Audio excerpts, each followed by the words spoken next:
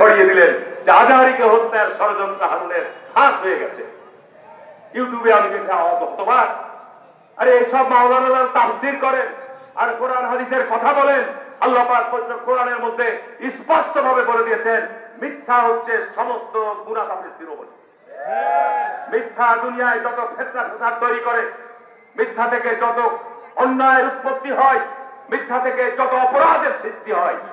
আজকে আপনারা, আমি বলেছি জামাত ইসলাম ধর্ম ব্যবসায়ী একটি দল। পরিষ্কার আজকে দেশের শীর্ষ আলেমরা বলছে ধর্ম ব্যবসায়ের সংজ্ঞা হচ্ছে ধর্মকে ব্যবহার করে যারা দুনিয়াবি স্বার্থ হাসিল করতে চায় তারাই হলো ধর্ম ব্যবসায়ী। সুতরাং আল্লাহ রসুলের সহিহ হাদিস আছে, সহিহ হাদিসের মধ্যে আল্লাহ রসুল যে সমস্ত সাহাবীরা আল্লাহ রসুলের সময়ে যখন ইসলামের বিজয় পতাকা উঠছে, বিভিন্ন সাহাবী বিভিন্ন জায়গায় ক্ষমতার জন্য উনার কাছে প্রেয়ার দিয়েছেন, আবেদন করেছেন। এই যারা যে সমস্ত সাহাবীরা উনার কাছে ক্ষমতার মস্তক চেয়েছেন, দায়িত্ব চেয়েছেন, আল্লাহ রসুল তার জীবদ্দশায় ওই সমস্ত সাহাবীদেরকে কোন জায়গায় ক্ষমতার দায়িত্ব দেন নাই। কারণ আল্লাহ রসুল দেখেছে তার মধ্যে ক্ষমতার লোভ প্রবেশ করে গেছে। হিংসা, লোভ, প্রতিহিংসা, গুজব, এগুলো হচ্ছে ইসলামে নিষিদ্ধ। কিন্তু আজকে আপনারা গুজব ছড়িয়ে বেড়াচ্ছেন। আপনি হারুন এমপি দাঁড়িয়ে বলছি যে আমার নামে গুজব ছড়াচ্ছেন। আমি আজহারীকে নিয়ে কোথাও কোনো জায়গায় কোনো একটা কথাও বলিনি। আমি ইউটিউবে দেখলাম যে আজকে আজহারীকে নিয়ে আমি কি কথা বলার কারণে আমাকে গণধোলাই দিচ্ছে আপনারা। ঠিক না বেঠিক বলছি? এই মিথ্যাচার আমি যখন পুলিশকে জানলাম যে এই ইউটিউবে কারা চালাচ্ছে, শুনলাম যে জামাত ইসলামের ছেলে। হি আল্লাহ, সুখ সর্বনাশ!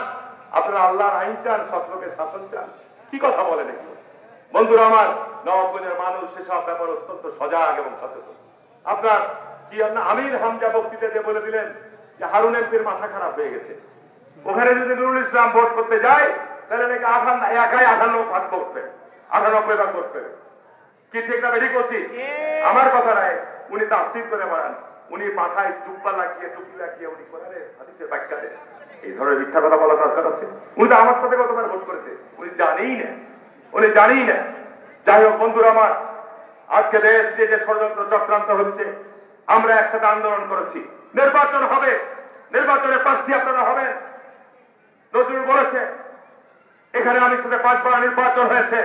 আমি নির্বাচনে বিজয়ী হওয়ার পর আমি চ্যালেঞ্জ দিয়ে বলে যাচ্ছি, আমার বিরুদ্ধে বাংলাদেশে কোন রকমের অর্থ সম্পদ আত্মসাতে, বিত্ত বৈভবের কোন সরকারি অর্থ সম্পদ আত্মসাৎ করে বিত্ত বৈভব গড়ে তুলেছি, এরকম কোন মামলা নেই।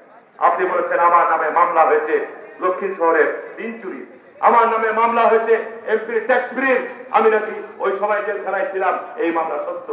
আপনি জানেন না অনির্বাণের সময় তো আপনার প্রতিরোধ নিজামী জেলখানায় ছিল, অনির্বাণের সময় প্রতিরোধ নিজামী সাহেব জেলখানায় ছিল, আলী হাসান মুজাহিদ সাহেব জেলখানায় ছিল, আপনার দেলোয়ার সাহেবও জেলখানায় ছিল। একসাথে নামাজ পড়েছি আমরা। প্রিয় ভাইরা আমার, উনাদের নামে কি অভিযোগ ছিল জনাব নজরুল ইসলাম জানিয়ে দেবেন।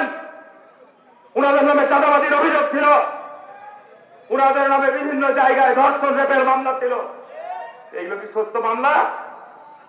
111-এর সময় রাজনৈতিক নেতৃবৃন্দের নামে মিথ্যা হয়রানিগুলো মামলা দিয়ে যাকে যেভাবে করেছে সেইভাবে তাদেরকে হয়রানি করার চেষ্টা করেছে। আমার নামে